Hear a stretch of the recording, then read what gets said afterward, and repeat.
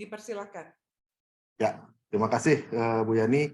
Jadi teman-teman tadi sedikit mengulangi ya apa yang tadi saya sampaikan di awal. Apa namanya, negosiasi itu bisa terjadi pada tahapan manapun ya. Apa namanya, dalam satu proses perundingan atau proses negosiasi. Maksudnya dalam satu tahapan proses pembuatan suatu perjanjian internasional. Nah, perundingan atau negosiasi itu bisa terjadi di tahap manapun, tapi biasanya para pihak yang terlibat dalam proses negosiasi itu sepakat untuk melakukan negosiasi, dan pada saat kesepakatan itu terjadi, tentunya para pihak atau para negosiator itu tentunya akan membutuhkan pegangan atau pedoman untuk mengetahui berbagai aspek informasi yang dibutuhkan terkait dengan proses negosiasi tersebut. Nah, informasi yang dibutuhkan itu dalam satu tahap negosiasi itu biasanya sangat banyak ya. Mulai dari informasi yang sifatnya umum maupun informasi yang sifatnya khusus. Informasi yang sifatnya umum biasanya itu terdiri dari informasi yang menyampaikan mengenai informasi yang mengenai lokasi dari tempat pertemuan, akreditasi, bahkan pengaturan tempat duduk. Kalau misalnya dilakukan di satu gedung tertentu, biasanya prosedur keamanan dan juga keselamatan itu adalah informasi-informasi umum yang biasanya dibutuhkan oleh para negosiator. Kelihatannya informasinya sederhana dan mudah, tapi informasi-informasi umum seperti ini itu apa namanya, dibutuhkan untuk juga mendukung proses perundingan atau proses negosiasi yang berjalan, dan pada gilirannya akan pengaruhi dan berdampak pada efisiensi dan efektivitas dari proses negosiasi itu sendiri. Nah, pedoman delegasi tentunya berdasarkan hal ini pada tahapan awal tentunya menjadi panduan atau pegangan yang sangat dibutuhkan oleh para negosiator delegasi yang terlibat dalam sebuah proses perundingan.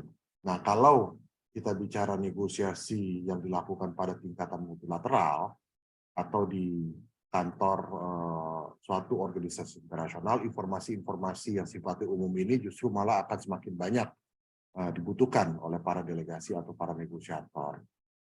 Termasuk juga informasi mengenai ruangan atau kantor sekretariat yang dapat dipergunakan oleh para delegasi, karena dalam satu pertemuan atau dalam satu proses perundingan seringkali kita butuh untuk melakukan updating dari dokumen atau bahkan untuk mengakses dokumen dan mencetak dokumen yang dibutuhkan dalam proses perundingan itu sendiri.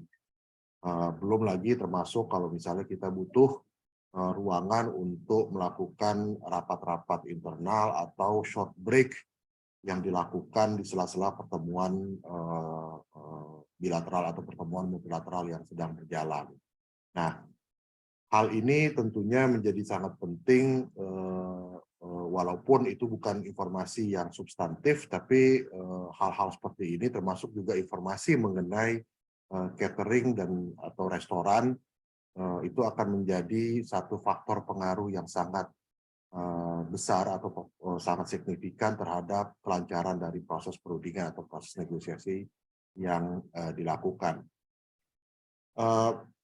Sebuah pedoman delegasi tentunya juga harus mudah untuk dibaca dan dipahami, sehingga delegasi atau para negosiator yang terlibat dalam sebuah pertemuan itu bisa memahami isi dari pedoman semudah dan secepat mungkin.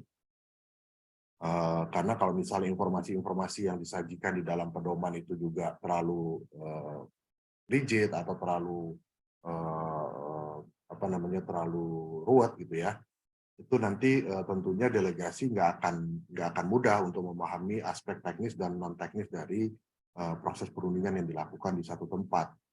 Nah, apa namanya, walaupun walaupun informasi-informasi umum itu terlihat sekali lagi terlihat simpel atau bahkan cenderung informasi yang sifatnya sepele ya, tapi informasi-informasi ini dan bahkan termasuk dengan jadwal dari dari pertemuan yang dilakukan itu akan menjadi dokumen yang sangat penting dari proses yang dilakukan dan dijalankan oleh para negosiator. Nah, tentunya kita para negosiator atau delegasi yang terlibat dalam proses ini juga perlu untuk mempersiapkan berbagai informasi untuk dimasukkan dalam pedoman delegasi. Satu hal yang terlewat tentunya itu juga akan berdampak dan berpengaruh terhadap proses negosiasi atau proses pertemuan yang berjalan. Nah, berangkat dari informasi-informasi umum, sekarang kita coba untuk melihat aspek substantif dari sebuah pedoman delegasi. Secara prinsip, proses negosiasi merupakan kesempatan yang sangat baik untuk para pihak saling memahami posisi terhadap satu isu yang sedang dibahas. Dan tentunya kalau misalnya kita juga yang terlibat dalam proses negosiasi tersebut ternyata sudah paham mengenai perbedaan posisi yang ada antara kita dengan delegasi lawan negosiasi kita, tentunya kita juga harus mempersiapkan diri mengenai kemungkinan yang akan terjadi apabila memang posisi dari negara atau lawan negosiasi kita itu berbeda dengan posisi kita sendiri. Nah, pada tahap ini atau pada tingkatan pemahaman ini, seorang negosiator mutlak harus sudah memahami kepentingan nasionalnya masing-masing, termasuk kita yang terlibat dalam proses perundingan. Nah, pemahaman atas posisi posisi masing-masing atau kepentingan nasional masing-masing ini akan sangat terkait erat dengan prinsip survival atau bertahan hidup dari suatu negara. Proses negosiasi itu dilakukan tentunya bukan tanpa alasan, tapi untuk menjaga kepentingan nasional masing-masing negara, sehingga kebutuhan untuk survival itu merupakan satu hal yang sangat esensial. Nah, Hans Morgenthau, salah satu bapak politik internasional dunia ya, menyatakan bahwa kepentingan nasional merupakan upaya untuk melindungi kepentingan fisik, politik maupun identitas budaya dari suatu negara. Upaya melindungi kepentingan tersebut dari apa? Biasanya dari potensi-potensi yang dapat terjadi, terutama pelanggaran terhadap negara tersebut yang dilakukan oleh negara lain. Nah, terkait dengan hal itu, sebetulnya bagaimana cara untuk mengkaitkan kepentingan nasional dengan satu proses negosiasi yang sedang dilakukan. Ini di sini akan terlihat dan tercermin pentingnya satu kertas posisi. Jadi secara substantif kertas posisi itu berada dalam satu sistematika pedoman delegasi. Jadi kalau tadi di awal saya menyampaikan mengenai informasi-informasi yang sifatnya umum, sekarang secara substantif teman-teman juga mulai harus memahami apa itu kertas posisi. Ada yang menyebut kertas posisi sebagai aide memoir. Kalau kita nyebutnya pada bahasa Indonesia ya kertas posisi atau perpos kita singkatnya ya. Tapi negara lain ada yang menyebutnya sebagai aide memoir. Ada juga yang menyebutnya sebagai laporan atau policy brief. Ada juga yang menyebutnya sebagai esai atau kertas narasi yang intinya berisi mengenai posisi, saran posisi maupun rekomendasi yang perlu dijaga atau dipertahankan. Nah, secara prinsip kertas posisi menjelaskan mengenai suatu isu yang sifatnya spesifik, terutama dari segi teknis. Nah, Henry Kissinger ya, mantan Menteri Luar Negeri Amerika Serikat, dia seorang negosiator yang sangat handal, menyebutkan bahwa suatu proses negosiasi merupakan sebuah proses untuk menggabungkan atau mengkombinasikan posisi yang saling berseberangan antara kita dengan pihak lawan ke dalam satu posisi bersama. Apa maksudnya di sini? Apa yang dimaksud dengan posisi bersama? Nah, keterkaitan dengan posisi bersama ini tentunya kembali lagi kepada apa yang telah saya sampaikan, bahwa masing-masing delegasi atau negosiator tentunya sudah harus memahami posisi masing-masing serta saran posisi yang diperlukan untuk kemungkinan tercapainya suatu kesepakatan, terutama apabila posisi negosiasi antara satu pihak dengan pihak lain itu berbeda. Saran posisi yang ada di dalam kertas posisi itu juga harus memperhatikan aspek-aspek terselesaikannya atau tercapainya satu kesepakatan yang dilakukan dalam satu proses negosiasi. Nah, pemahaman mengenai posisi masing-masing tentunya tidak akan lengkap kalau si negosiator itu juga tidak memahami hukum dan kebijakan nasional negaranya. Jadi di sini seorang negosiator juga harus sudah memiliki pemahaman mengenai hukum dan kebijakan nasional yang berlaku, termasuk juga hukum dan kebijakan internasional yang berlaku. Karena seringkali hukum nasional, hukum dan kebijakan nasional seringkali itu berbeda dengan mandat atau konsep filosofis dari hukum internasional yang ada. Walaupun secara teori idealnya hukum nasional satu negara itu berjalan secara sinergis dengan hukum internasional, tapi dalam tatanan praktek tidak semua negara posisi nasional atau hukum dan kebijakan nasional itu sejalan atau sinergis dengan hukum internasional yang ada. Nah, dengan konteks itu juga makanya seorang negosiator perlu memahami bagaimana keterkaitan antara hukum nasional dan hukum internasional ini dapat disinergikan melalui sebuah pemahaman mengenai intermestic atau faktor intermestic. Apa itu faktor intermestic? Itu adalah faktor yang menggabungkan antara berbagai faktor secara internasional dengan berbagai modalitas yang ada di tingkat domestik. Nah, jadi bagaimana untuk menjembatani hukum internasional dengan hukum nasional itu juga perlu menjadi perhatian untuk satu pemahaman yang komprehensif yang dimiliki oleh seorang negosiator. Di sini kita melihat ada contoh dari satu proses pertemuan atau perundingan internasional yang membahas mengenai agenda atau tujuan pembangunan berkelanjutan tahun 2030 ya. Terkait dengan tujuan pembangunan berkelanjutan TPB 14.6, di dalam dokumen internasionalnya disebutkan bahwa by 2020 prohibit certain forms of fishery subsidies which contribute to overcapacity and overfishing, and eliminate subsidies that contribute to IUU fishing, and refrain from introducing new such subsidies, recognizing that appropriate and effective special and differential treatment for developing and least developed countries should be an integral part of the WTO fishery subsidies.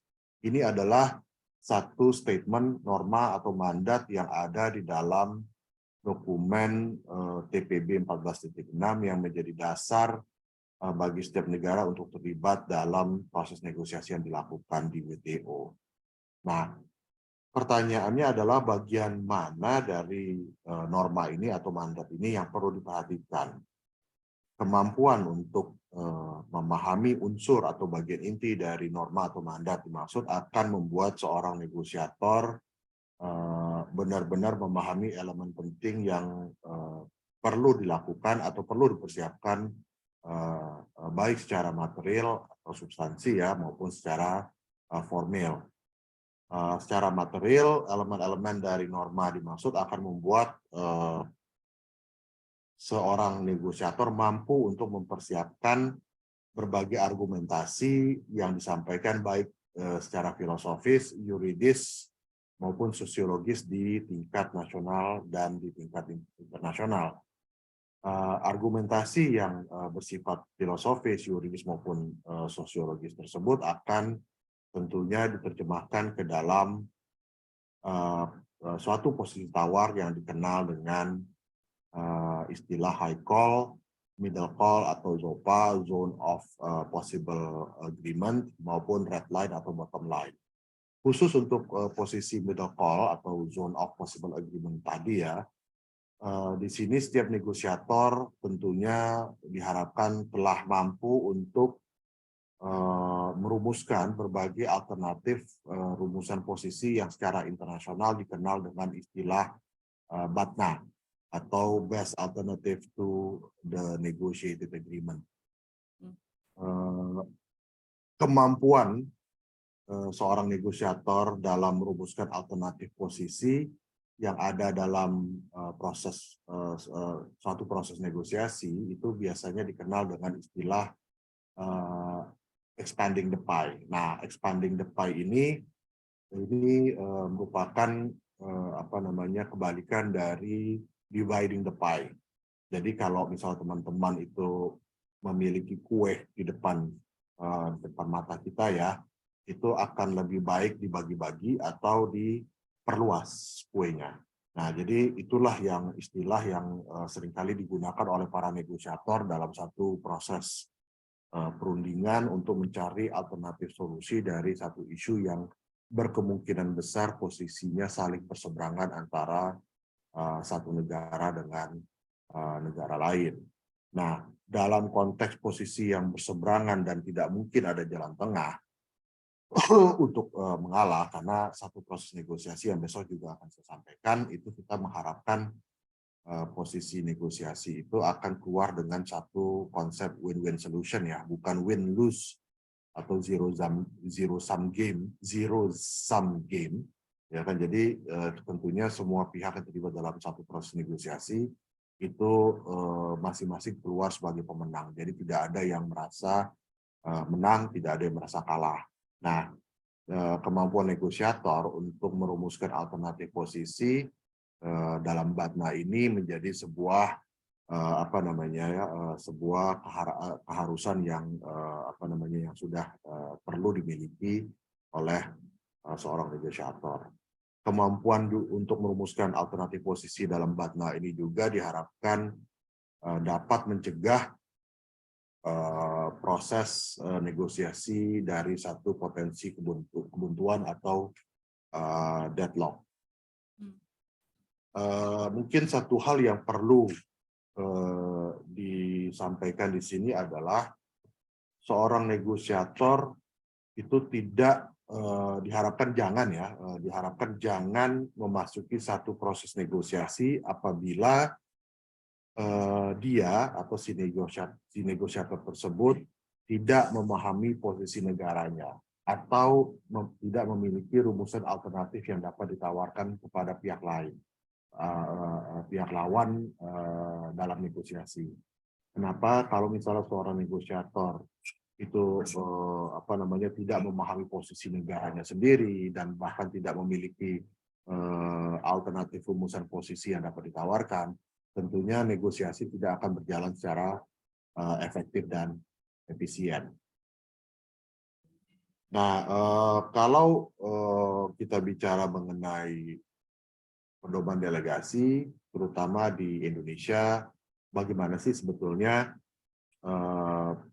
proses dari perumusan suatu pedoman delegasi, terutama yang berisi mengenai kertas posisi dalam hukum positif di Indonesia.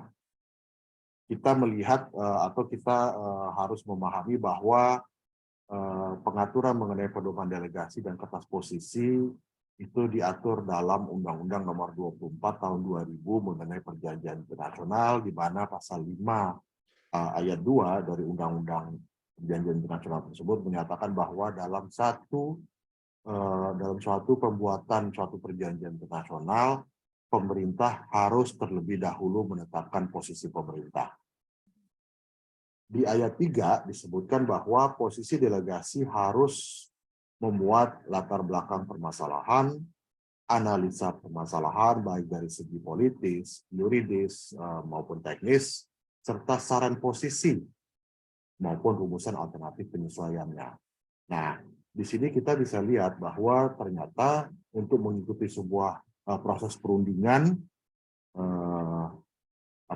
Indonesia berdasarkan undang-undang perjanjian internasional ternyata tidak boleh masuk ke dalam satu proses negosiasi tanpa adanya sebuah pedoman delegasi atau kertas posisi terkait dengan isu yang dibahas.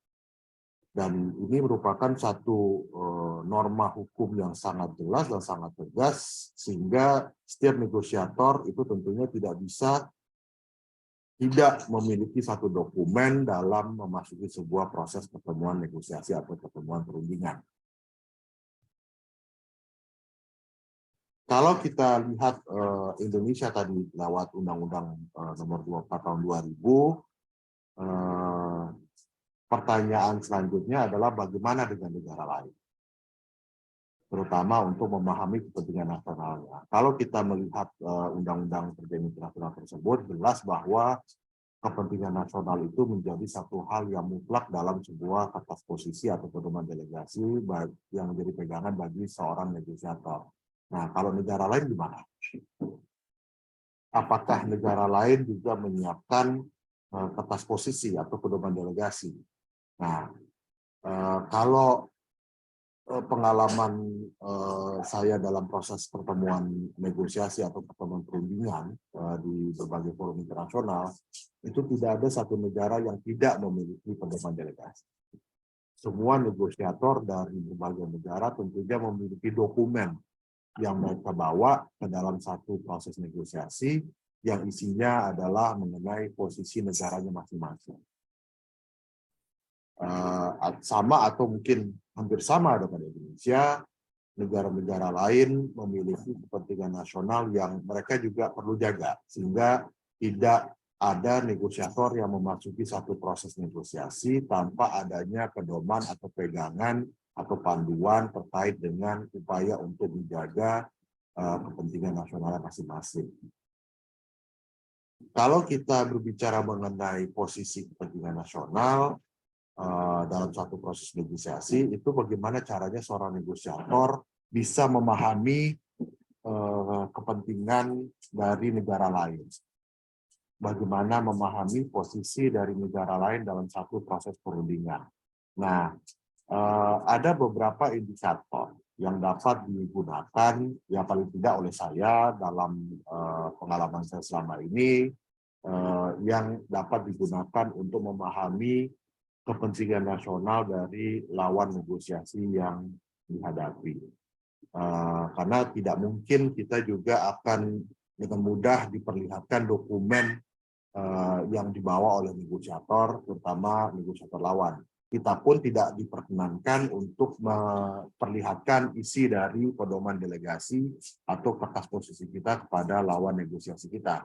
Tapi ada beberapa indikator yang sifatnya general yang dapat digunakan sebagai patokan bagi kita sebagai seorang negosiator untuk memahami kepentingan nasional dari lawan negosiasi kita. Pertama, yang secara umum atau umum dilakukan oleh para negosiator dalam satu proses perundingan adalah memahami latar belakang status dari negara tersebut atau latar belakang status dari negara yang kita hadapi pada saat dalam proses negosiasi.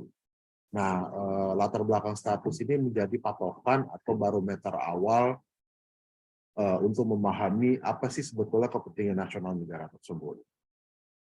Nah, bagaimana cara kita menentukan latar belakang status, apakah satu negara itu merupakan negara berkembang atau negara maju. Ada beberapa referensi yang memperlihatkan indikator yang dapat digunakan dalam membedakan apakah suatu negara tersebut merupakan negara berkembang atau negara maju. Yang paling mudah adalah dengan melihat standar atau indikator yang dikeluarkan oleh berbagai organisasi internasional seperti Bank Dunia, Dana Moneter Internasional atau PBB. Nah, indikator yang dikeluarkan oleh organisasi internasional ini biasanya lebih mengedepankan indikator yang bersifat ekonomi, dan hal ini menjadi lazim digunakan sebagai sebuah parameter untuk menentukan apakah suatu negara itu adalah negara berkembang atau negara maju. Nah, jadi memahami kepentingan nasional dari lawan negosiasi kita, salah satu indikatornya adalah untuk menentukan apakah lawan kita itu adalah negara maju atau negara berkembang. Kenapa hal ini penting? Karena negara berkembang atau negara maju memiliki ciri khas masing-masing dalam memasuki sebuah proses perundingan atau tahap negosiasi.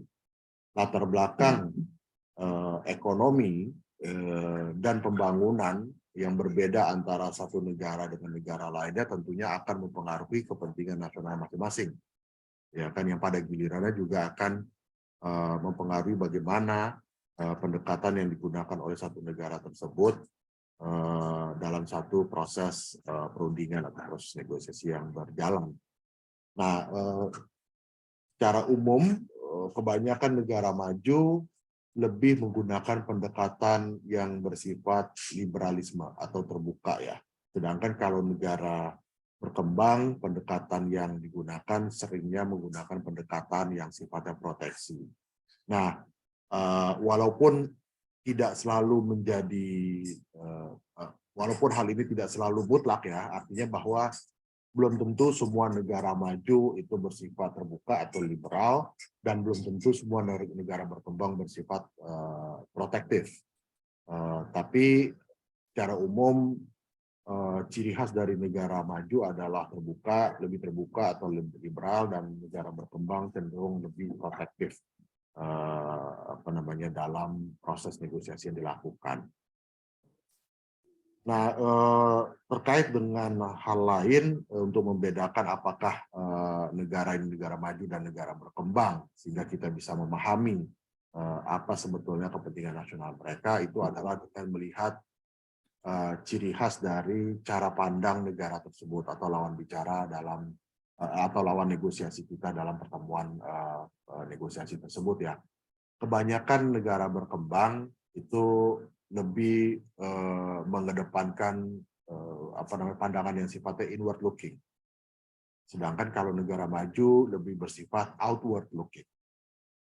Apa bedanya antara inward dan outward? Inward itu lebih ke dalam. Jadi negara berkembang yang umumnya lebih inward looking itu lebih banyak berpikir mengenai bagaimana upaya untuk meningkatkan pertumbuhan ekonomi dan pembangunan serta kesejahteraan masyarakat sebagai prioritas utama dari kepentingan nasional. Itulah negara berkembang, inward looking. Mereka berpikirnya ke dalam, pembangunan dan kesejahteraan masyarakat. Sedangkan kalau negara maju berpikirnya lebih ke arah ekspansi atau akses pasar, yang menjadi prioritas utama dari kebijakan internasional mereka, dan itu menjadi kepentingan nasionalnya. Jadi sekali lagi, hal ini tidak bersifat mutlak, tapi secara umum negara berkembang itu lebih melihat aspek pembangunan dan pertumbuhan ekonomi ke dalam, sedangkan kalau negara maju lebih melihat keluar atau lebih melihat aspek hegemoni sebagai salah satu hal yang perlu mereka jaga sebagai kepentingan nasional. Nah, ini adalah salah tiga dari berbagai informasi yang sifatnya general untuk kita memahami apa kepentingan nasional dari lawan negosiasi yang kita hadapi. Tentunya masih banyak sumber informasi serta standar yang dapat digunakan untuk memahami posisi nasional satu negara, posisi nasional serta kepentingan nasional satu negara, tapi dalam pengalaman dan praktek yang saya lakukan dalam satu proses pertemuan perundingan, tiga pembeda ini menjadi dasar utama pada saat saya menghadapi lawan negosiasi dalam satu pertemuan.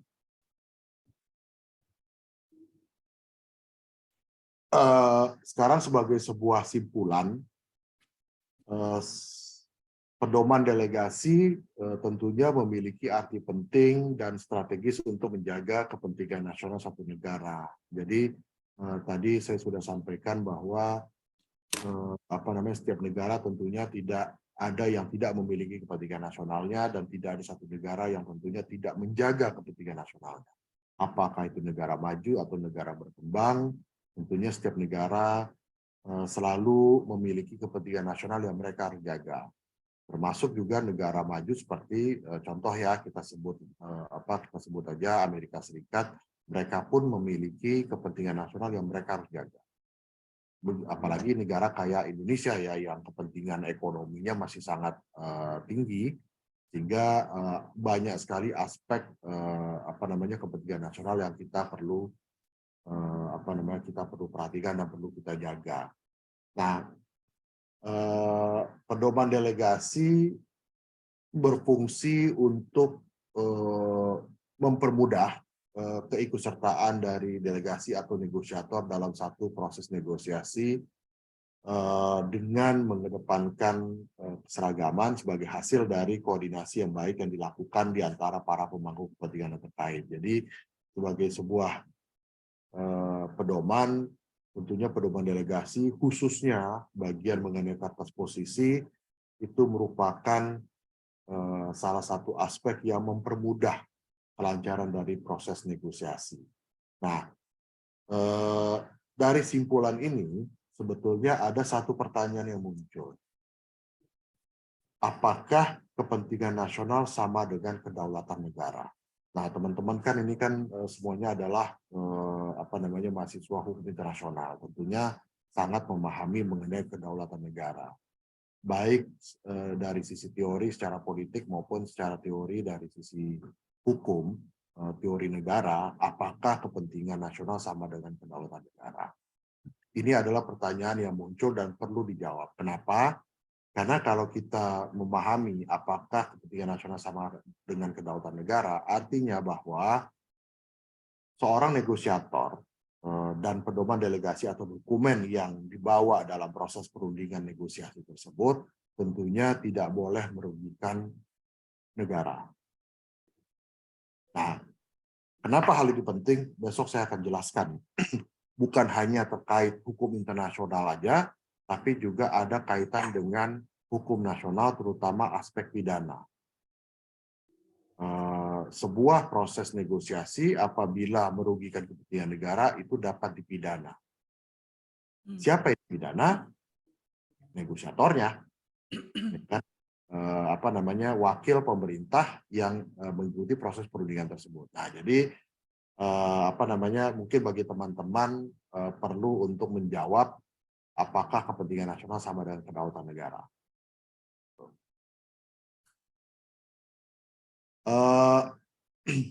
Ini adalah contoh dari kertas posisi yang lazim digunakan oleh pemerintah Indonesia atau pejabat pemerintah yang terlibat dalam satu proses perundingan internasional ya. Kita dari sisi pemerintah kita cenderung menggunakan format matriks. Format matriks ini sangat dianggap tepat mengingat ada keperluan untuk melakukan pembandingan atau merujuk kepada referensi-referensi terkait lainnya.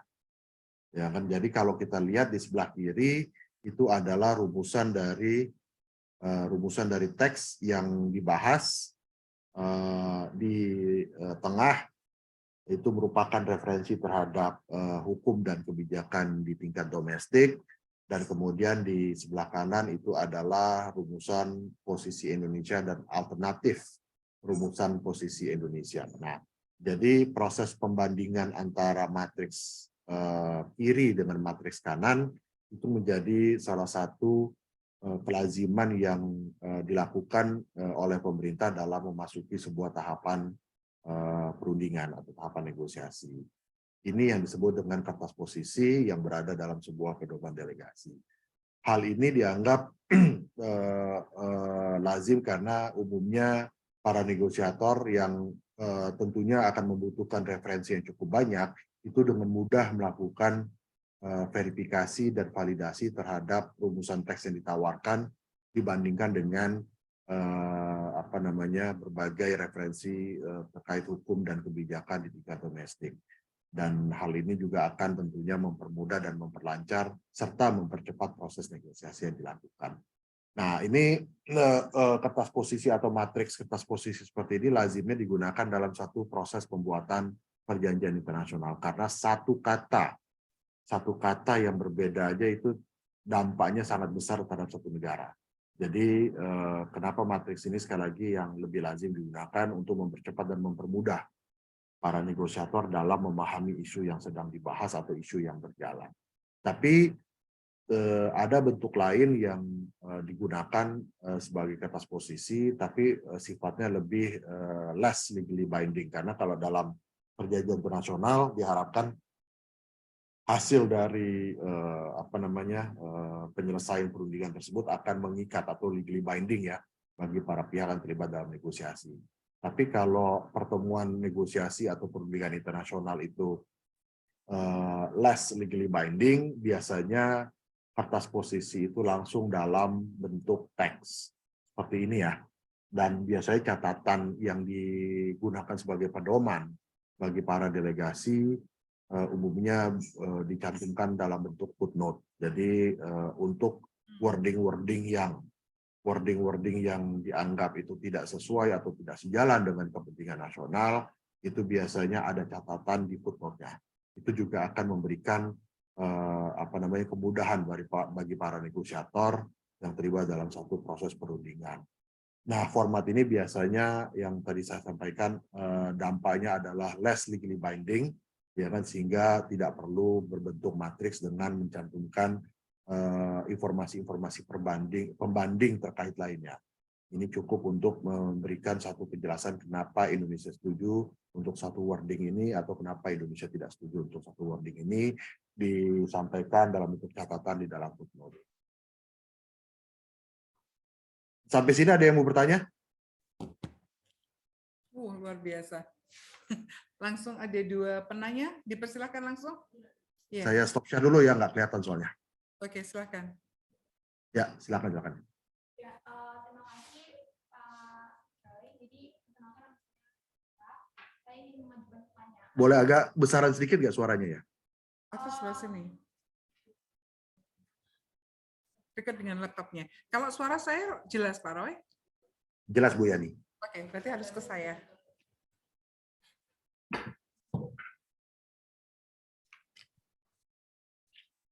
Ya, selamat pagi Pak Roy. Pagi.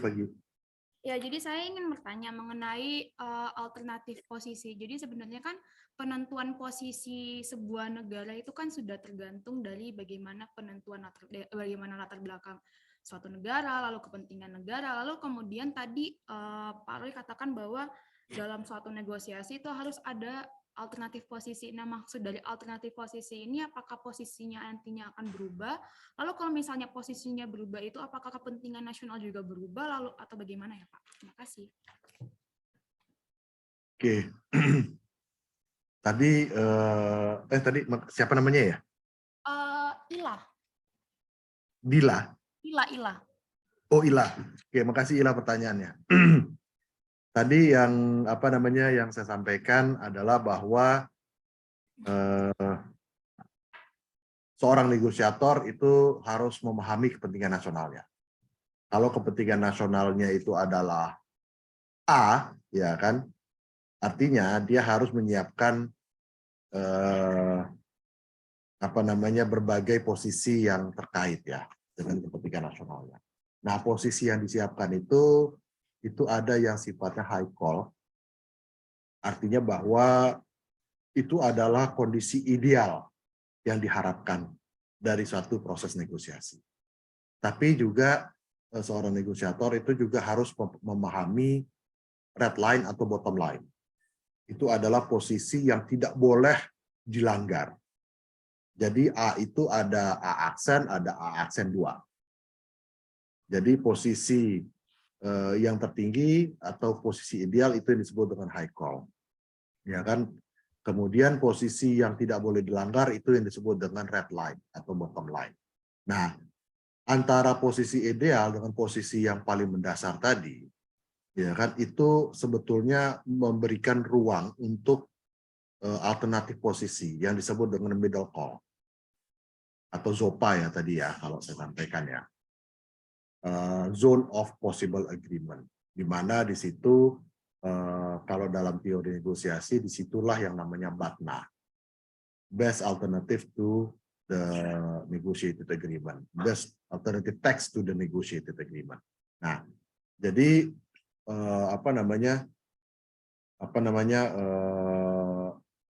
posisi atau rumusan posisi itu sebetulnya tidak rigid. Misalnya contohnya gini deh ya, mungkin Ila ya. Ila mau pergi dari Surabaya ke Jakarta. High call-nya Ila adalah saya harus sampai Jakarta. Ya kan? Red line-nya Ila atau bottom line-nya Ila adalah tidak boleh tidak berangkat.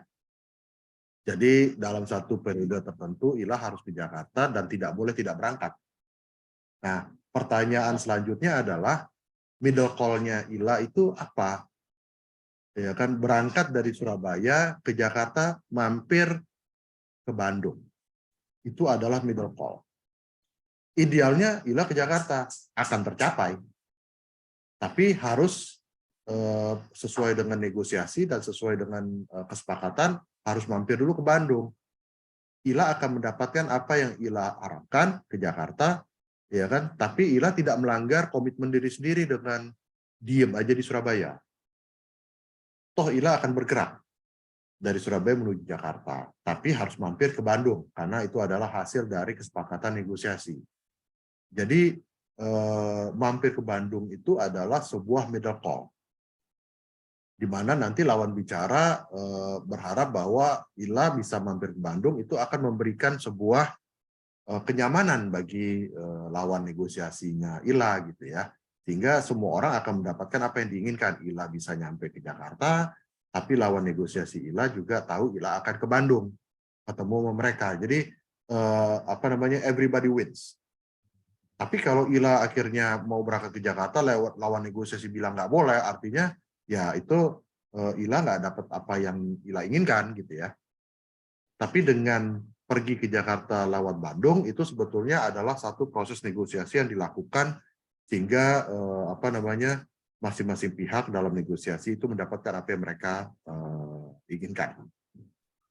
Itu Ila. Jadi sebetulnya kepentingan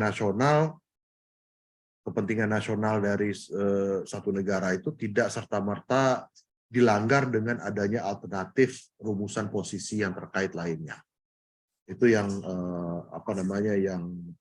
disampaikan, yang saya sampaikan tadi sebagai high call, middle call, dan red line. Dan itu juga sebetulnya alternatif rumusan posisi itu juga sebetulnya yang saya sampaikan dalam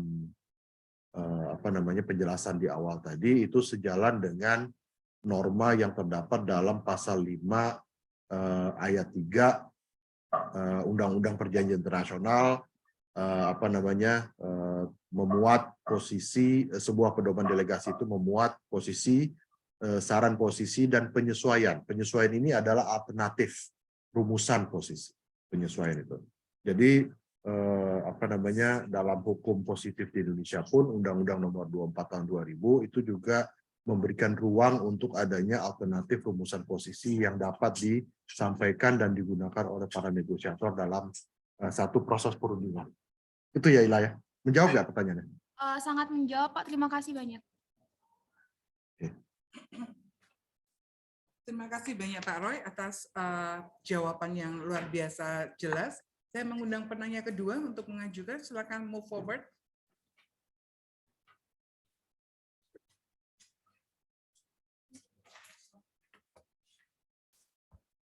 Selamat pagi Pak Roy. Pagi. Baik, perkenalkan nama saya Diana Wulan. Saya ingin bertanya tentang tadi perihal outward dan inward. Jadi kan tadi negara berkembang mungkin akan cenderung ke inward, sedangkan negara maju akan cenderung ke outward. Dan tadi Bapak juga lebih mencontohkan terkait dengan kepentingan ekonomi gitu. Namun Pak, saya ingin bertanya, apakah negara maju pernah cenderung ke inward dan apa biasanya bidang yang dibawa, begitu Pak. Terima kasih. Oke. Makasih Diana pertanyaannya. Betul. Ini pertanyaan yang sangat relevan ya di era saat ini ya.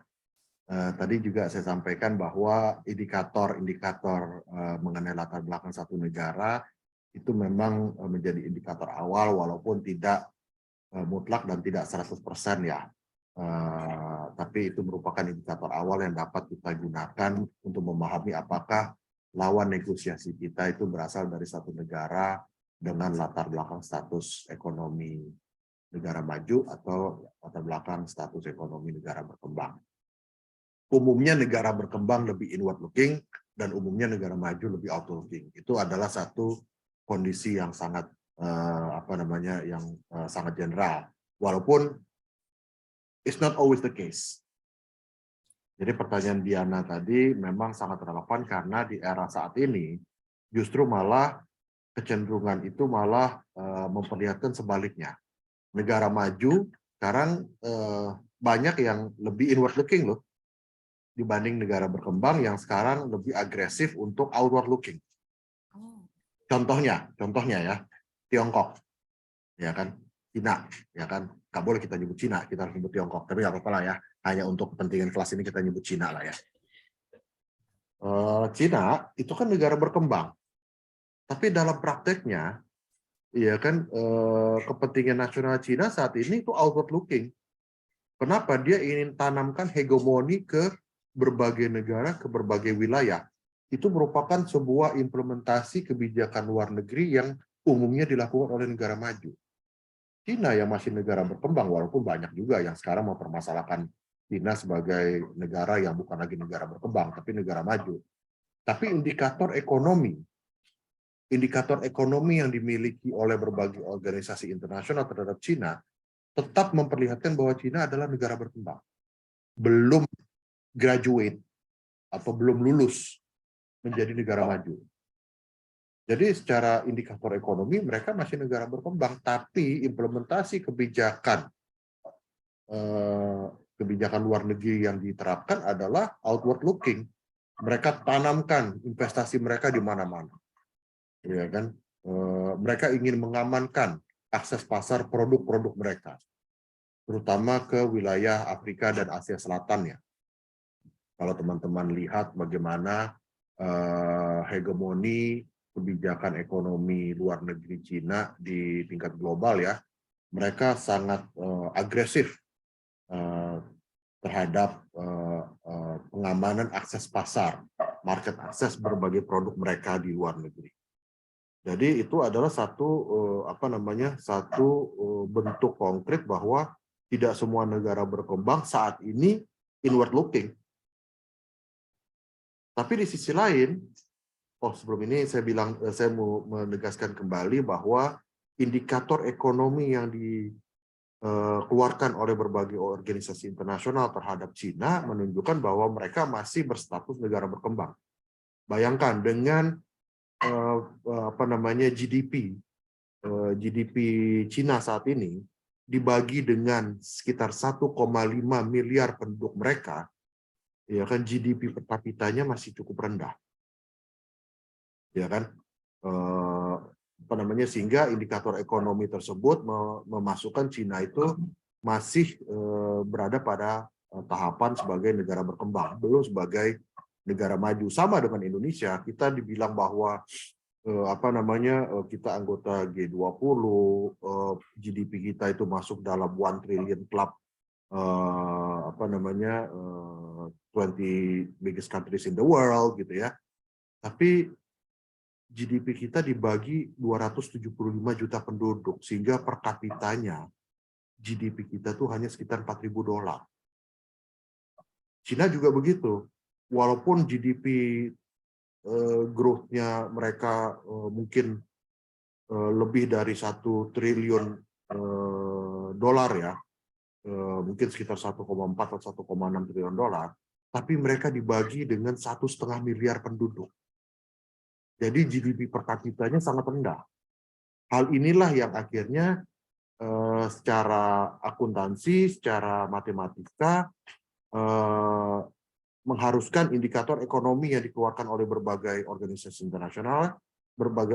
internasional menempatkan Cina masih sebagai negara berkembang. Tapi implementasi kebijakan ekonomi luar negerinya sudah kayak negara maju, menanamkan hegemoni di mana-mana, ya kan? Nah, itu contoh negara berkembang yang keluar dari jalurnya. Sekarang contoh kebalikannya dari negara maju, yang harusnya negara maju outward looking, tapi justru malah sekarang banyak menerapkan kebijakan yang sifatnya proteksi. Contohnya, ya kan, Uni Eropa. Tadi sudah disebutkan ya oleh Bu Yani, sekarang saya sedang ditugaskan di Kedutaan Besar Republik Indonesia di Belanda yang berkedudukan di kota Den Haag. Belanda merupakan salah satu dari negara anggota Uni Eropa. Kebijakan Uni Eropa, terutama salah satunya terkait dengan sawit. Teman-teman pernah dengar ya, Diana pernah dengar mengenai sawit ya? Iya, Pak. Ya, itu didiskriminasi habis oleh Uni Eropa. Mereka mengeluarkan kebijakan-kebijakan yang merugikan sawit kita, merugikan ekspor kelapa sawit kita. Terlepas daripada berbagai pro dan kontra mengenai kelapa sawit itu sendiri, tapi Uni Eropa yang akhirnya menerapkan sebuah kebijakan yang harus diikuti oleh 27 negara anggotanya, menerapkan kebijakan yang sifatnya diskriminatif, membedakan perlakuan terhadap komoditas kelapa sawit untuk masuk wilayah Uni Eropa. Kenapa mereka melakukan itu? Karena mereka ingin mengamankan, memproteksi produk mereka atau like products ya, kalau kita sebut dalam istilah WTO, Bu Yani itu ahlinya WTO, ya kan, kita sebutnya like products. Minyak nabati yang mereka miliki adalah minyak bunga matahari. Diadu dengan minyak kelapa sawit, dari sisi efektivitas dan efisiensi produksi kalah dari minyak kelapa sawit. Ancaman bagi Uni Eropa, kalau seandainya minyak kelapa sawit itu membanjiri pasar Uni Eropa, industri minyak bunga matahari dan minyak rapeseed mereka akan tergilas oleh minyak kelapa sawit, khususnya dari Indonesia. Untuk melindungi industri minyak bunga matahari produksi mereka, ya kan, mereka akhirnya mengeluarkan kebijakan-kebijakan yang sifatnya proteksi dan mempersulit akses masuk bagi minyak kelapa sawit yang berasal dari Indonesia dan Malaysia. Jadi itu dua contoh yang sebetulnya merupakan contoh konkret, Diana, bahwa sekarang ini tidak semua negara maju outward looking, mereka juga inward looking. Tidak semua negara berkembang inward looking, tapi juga ada yang mulai outward looking, seperti Cina tadi. Itu Diana. Jelas nggak ya jawabannya? Jelas, Pak. Terima kasih banyak. Oke. Ada lagi yang mau bertanya? Ya, dipersilakan. Penanya yang berikutnya. Oke, Pak Roy, saya mohon izin untuk memanfaatkan kesempatan untuk men-highlight beberapa materi perkuliahan Pak Roy. Atau ada materi yang perlu dituntaskan atau sudah kuliahnya Pak Roy? Sebetulnya masih ada travaux préparatoire, tapi mungkin saya lanjutin aja sekitar 5-10 menit ya, karena nggak banyak travaux préparatoire. Ya, dipersilakan Pak Roy. Oke, jadi melanjutkan ya mengenai pedoman delegasi dan travaux préparatoire. Tadi kita sudah berbicara sedikit mengenai pedoman delegasi. Nah, sekarang kalau kita berbicara travaux préparatoire, apa sih sebetulnya travaux préparatoire itu? Nah, kalau dari sisi definisi, travaux préparatoire itu adalah catatan atau rekod, draft maupun dokumen-dokumen awal yang digunakan dalam berjalannya satu proses negosiasi. Nah, semua dokumen yang barusan saya sebut tadi itu bersifat sebagai institutional memory dari suatu teks perjanjian internasional. Nah, di dalam Konvensi Wina tahun 69 ya, disebutkan bahwa dalam hal terjadi perbedaan penafsiran atau interpretasi dalam satu teks perjanjian internasional, para pihak dapat kembali melihat, membuka berbagai catatan, rekod maupun dokumen terkait lainnya untuk memperjelas penafsiran atau interpretasi yang dipersengketakan. Nah, jadi apa sih maksudnya di sini? Seringkali dalam baca sebuah teks perjanjian, seringkali kita bingung. Ini maksudnya apa ya? Ini maksudnya apa ya? Nah, kalau kita dalam hukum nasional ya, kita untuk membaca satu undang-undang, itu juga kan ada pembatasan terhadap penafsiran, terhadap interpretasi dari norma yang ada di dalam undang-undang tersebut. Penafsiran dalam hukum nasional terhadap satu undang-undang itu dibatasi. Hanya boleh penafsiran historis, penafsiran historis, sosiologis, dan penafsiran yuridis. Hanya 3 penafsiran. Begitu juga dalam hukum internasional. Penafsiran itu tidak boleh dilakukan sembarangan. Jadi penafsiran dilakukan secara individu itu seringkali itu penafsiran bersifat subjektif. Nah, makanya dalam hukum, baik itu hukum nasional maupun hukum internasional, tidak boleh menafsirkan satu norma hukum semau-mau kita. Nah, dalam hukum internasional, untuk penafsiran atau interpretasi yang dilakukan terhadap satu teks hukum internasional itu, kalau misalnya memang tidak diketahui atau bahkan berbeda hingga terjadi satu proses sengketa, Konvensi Wina tahun 69 sudah memberikan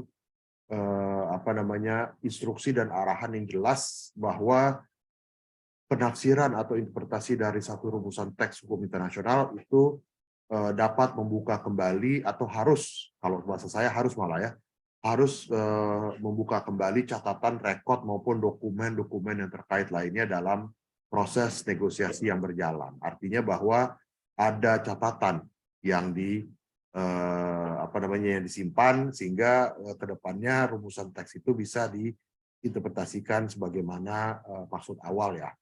Nah, perbedaan penafsiran atau interpretasi dari satu perjanjian internasional tentunya tadi kalau dilakukan secara subjektif itu berpotensi untuk merugikan kepentingan nasional suatu negara. Nah, itulah alasan kenapa menginterpretasikan atau menafsirkan satu teks dalam satu hukum internasional itu tidak boleh dilakukan sembarangan. Kita juga harus merujuk kepada Konvensi Wina tahun 69 untuk memahami bahwa ternyata untuk satu wording di dalam rumusan teks itu dulunya seperti apa, awalnya seperti apa. Nah, dokumen yang digunakan dari awal proses negosiasi itu perlu untuk kembali dibuka sehingga interpretasi tidak bersifat liar. Dan sejalan dengan maksud tujuan awal kenapa draft teks satu hukum internasional atau perjanjian internasional itu dikeluarkan. Perubahan atau pergeseran dari penafsiran atau interpretasi atas satu rumusan teks itu dapat terjadi salah satunya disebabkan oleh proses finalisasi yang dilakukan. Biasanya dalam satu finalisasi negosiasi atas satu teks yang dibahas itu disebut dengan proses legal scrubbing ya, kalau dalam tataran praktek. Ya kan? Nah, itu seringkali itu legal scrubber-nya itu seringkali pertama bukan orang hukum. Jadi dalam proses legal scrubbing itu berpotensi proses yang berpotensi membuat terjadinya pergeseran interpretasi atau pergeseran teks sehingga interpretasi bisa berbeda. Nah, proses legal scrubbing itu diikuti oleh berbagai pihak. Ada terutama yang terlibat dalam proses negosiasi. Tapi tidak semuanya peserta atau proses legal scrubbing itu diikuti oleh orang hukum. Jadi tidak semua legal scrubber-nya adalah orang hukum. Kadang-kadang si A merasa, oh ini nggak efektif nih penggunaan kata I, diganti me, gitu ya. Itu mengubah arti, mengubah makna. Nah, kadang-kadang kalau bukan orang hukum, itu seringkali pemahamannya berbeda, sehingga dia mengubah konteks. Nah, jadi proses legal scrubbing ini adalah salah satu tahapan di mana berpotensi terjadi perubahan atau pergeseran dari teks yang sebetulnya sudah disepakati, tapi karena melalui proses ini dan kemudian legal scrubber yang mungkin merasa bahwa oh ini mungkin lebih tepat kalau diganti wordingnya atau dengan menggunakan sinonim lain, sehingga ternyata penggantian sinonim itu ternyata mengubah makna awal. Itu berpotensi terjadi dalam satu proses perundingan internasional. Nah, jadi travaux preparatoires itu berfungsi sebagai mekanisme pembuktian untuk memastikan bahwa teks final dari satu perjanjian internasional itu memang betul-betul sesuai dengan maksud dan tujuan awal dari proses negosiasi yang dilakukan. Jadi secara umum itulah travaux preparatoires bersifat sebagai institutional memory dan menjadi mekanisme security bagi para negosiator untuk menghindari peserta negosiasi melanggar kepentingan nasional masing-masing. Ini adalah beberapa contoh catatan rekod dari proses pembentukan satu soft law yang disebut dengan MAC Protocol.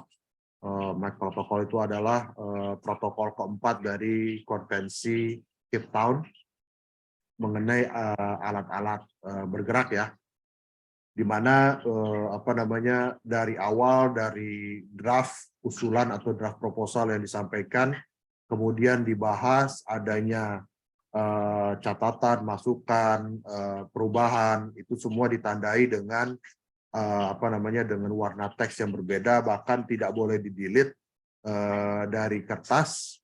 Yang boleh dilakukan adalah apabila para negosiator sepakat untuk mengganti istilah, itu hanya boleh di strike through, sehingga catatan dan rekod itu tetap terlihat jelas hingga proses akhir menjelang persetujuan para negara yang dikeluarkan dalam bentuk dokumen final act, dan kemudian ini disetujui oleh semua negara pada saat sudah bersifat final. Jadi itu sedikit gambaran teman-teman mengenai travaux preparatoires yang sifatnya sama dengan kalau kita menyusun peraturan perundang-undangan di tingkat nasional, ya kan, itu ada minuta, ada notulensi, itu ada penjelasan. Biasanya dalam peraturan perundang-undangan sampai tingkat undang-undang ya sekarang ya, itu ada penjelasan di bagian akhirnya, di bagian akhir dari undang-undang. Dulu sampai ke tingkat perpres, tapi sekarang hanya sampai ke tingkat undang-undang. Sehingga kalau misalnya ada interpretasi berbeda atas satu perpres, seringkali kita harus membuka catatan-catatan awal dari proses intercam yang dilakukan oleh lembaga-lembaga yang terkait. Nah, begitu pula dalam hukum internasional, kalau ada sengketa terhadap satu rumusan teks, ya kita harus membuka kembali catatan atau rekod, sehingga kita betul-betul memahami teks itu, penafsiran dari teks itu tidak bersifat subjektif. Mungkin itu teman-teman, kalau ada yang mau bertanya lagi terkait dengan pedoman delegasi, atau mungkin ada yang ingin bertanya mengenai hal-hal lainnya, saya persilakan. Demikian Bu Yani. Terima kasih banyak Pak Roy. Saya memberikan kesempatan lagi kepada para mahasiswa untuk bertanya. Sambil menunggu para mahasiswa bertanya, saya perlu memberikan beberapa highlight berkenaan dengan kuliah Pak Roy pada pagi hari ini. Pak Roy, sependek yang saya tahu, high call, mid call, dan bottom call itu tidak ditulis secara eksplisit dalam naskah pedoman delegasi. Gitu ya Pak ya? Oke. Ya, betul. Yang perlu saya tanyakan kepada Pak Roy itu adalah bagaimana negosiator itu tahu high call-nya ada di mana, middle call-nya ada di mana, dan bottom call-nya ada di mana. Saya pikir kalau mengidentifikasi high call dengan bottom call itu mudah, karena pasti high call itu berkaitan dengan kepentingan nasional yang ketika diplomat masuk pada forum negosiasi itu akan menjadi basic knowledge-nya diplomat. Correct me if I'm wrong. Yang highlight kedua saya adalah kalau yang middle call Pak Roy, middle call itu ketika high, middle, dan bottom call tidak ditulis secara eksplisit. Kemudian tadi Pak Roy mengatakan bahwa middle call itu bisa stretching, bisa menambah pie gitu ya. Seberapa luas negosiator itu bisa menambah pie-nya? Artinya begini, seberapa luas negosiator itu diberikan kewenangan untuk menginterpretasi naskah pedoman delegasi yang ada di hadapannya, sehingga dia bisa stretching the offer gitu. Itu dua hal Pak Roy, dipersilahkan. Ya, terima kasih Bu Yani. Betul, pertama memang dalam dalam pedoman delegasi atau dalam kertas posisi itu tidak ditulis high call (2) apa. ABCD. Ya. Kemudian red line atau bottom line (2) apa, enggak. Jadi disitulah kepiawaian seorang negosiator untuk sudah memiliki pemahaman yang komprehensif mengenai hukum dan kebijakan nasionalnya masing-masing sehingga tahu apa itu kepentingan nasional. Jadi pada saat dia sudah memahami apa hukum dan kebijakan di tingkat nasional, tentunya dia tahu apa yang tidak boleh dilanggar. Jadi kita harus tahu dulu, para negosiator harus tahu dulu aturannya apa sih sebetulnya dan apa yang nggak boleh dilanggar. Jadi yang pertama kali kita ketahui adalah apa yang menjadi red line atau bottom line. Karena itu yang paling mudah. Aturannya apa, kebijakannya apa, dan yang tidak boleh dilanggar apa. Itulah red line dan bottom line. Itu identifikasi yang paling awal dilakukan oleh seorang negosiator. Nah, kemudian hal kedua termudah bagi seorang negosiator harusnya adalah pada saat dia udah tahu apa yang tidak boleh dilanggar, itu merupakan red line atau bottom line. Hal kedua yang mudah dilakukan oleh seorang negosiator adalah menentukan high call. High call itu kalau dalam bahasa hukum itu adalah ius constituendum. Adalah apa yang dicita-citakan, apa yang diimpikan, itulah high call. Sedangkan kalau red line atau bottom line itu adalah ius constitutum, apa yang berlaku saat ini, dan apa yang tidak boleh dilanggar. Jadi itulah yang perlu dipahami secara komprehensif tahap awal oleh seorang negosiator. Red line dan kemudian high call. Nah, pertanyaan selanjutnya dari Bu Yani adalah bagaimana seorang negosiator menentukan middle call atau ZOPA, Zone of Possible Agreement.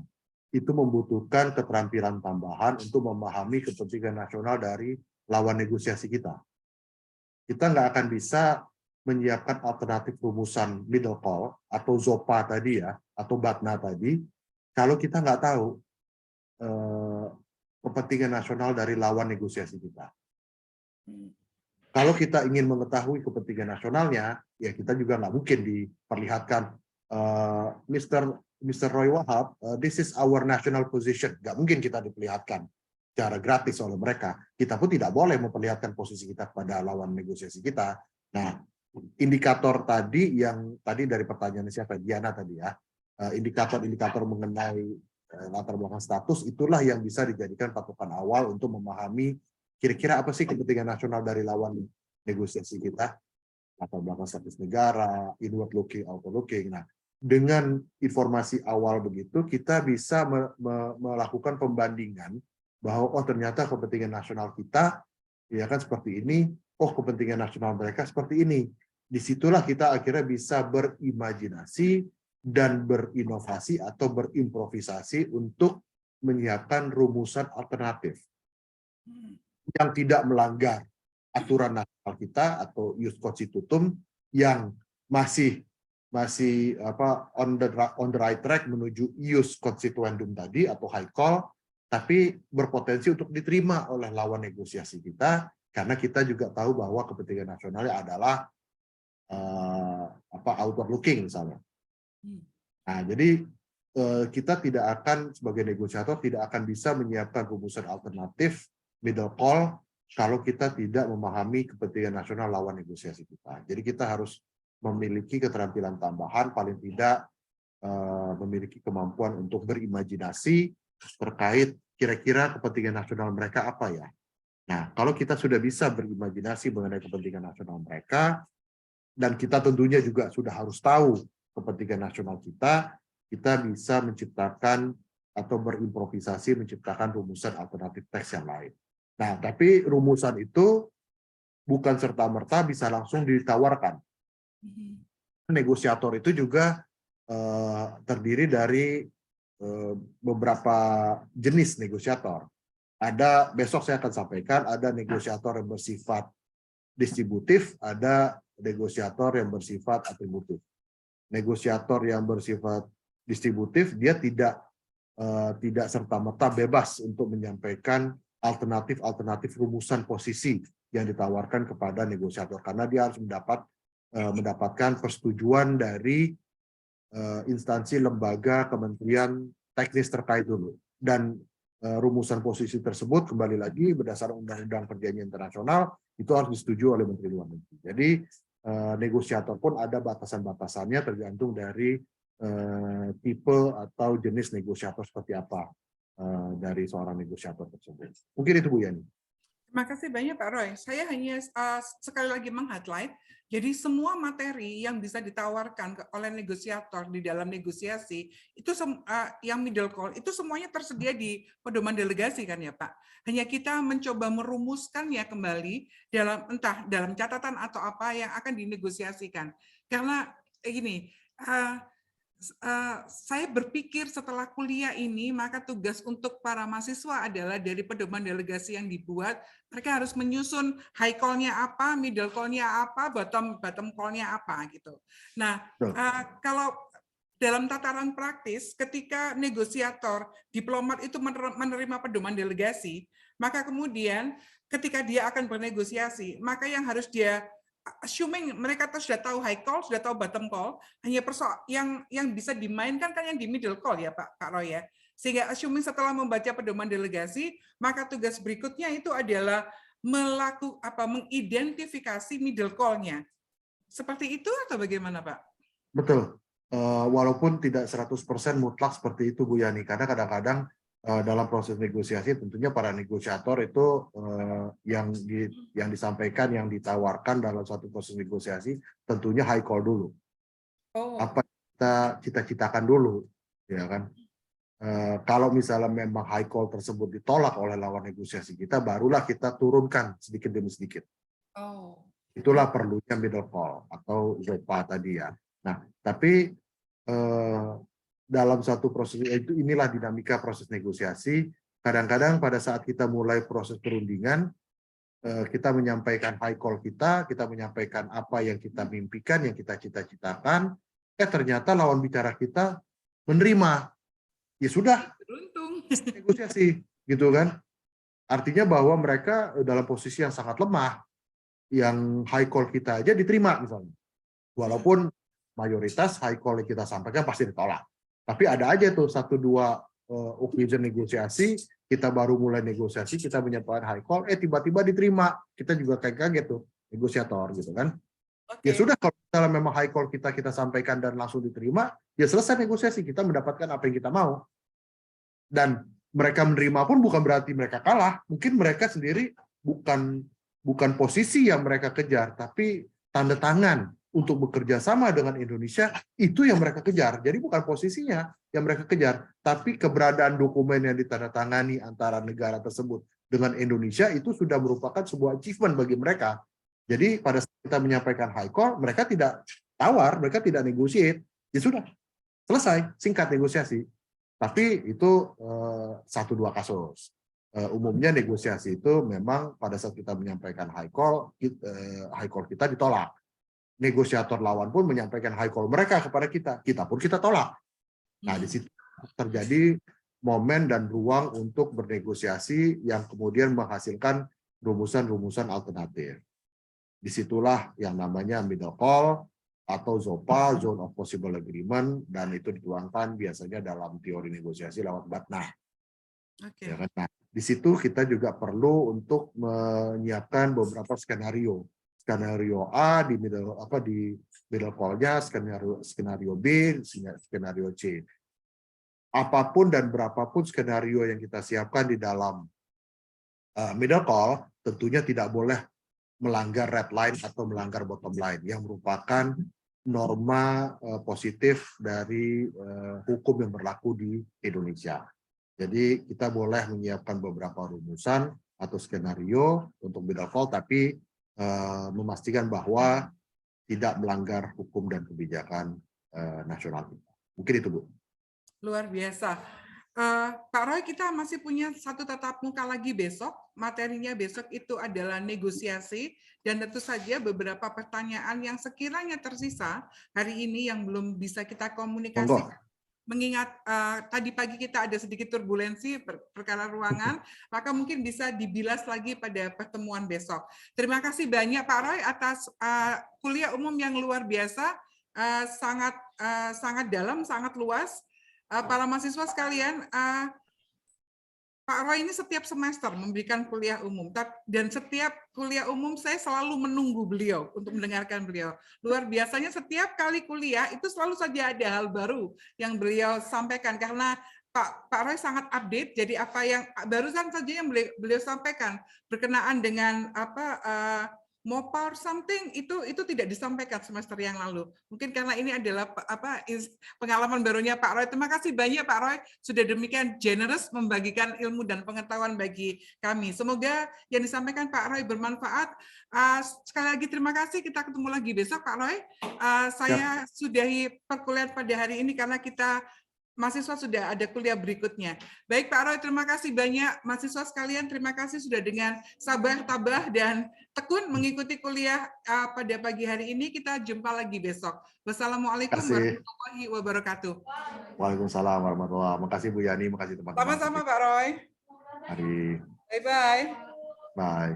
Oke, saya izin close sesinya ya Pak. Terima kasih Pak Roy. Sampai bertemu. Terima kasih Bu Yani. Yuk, mari.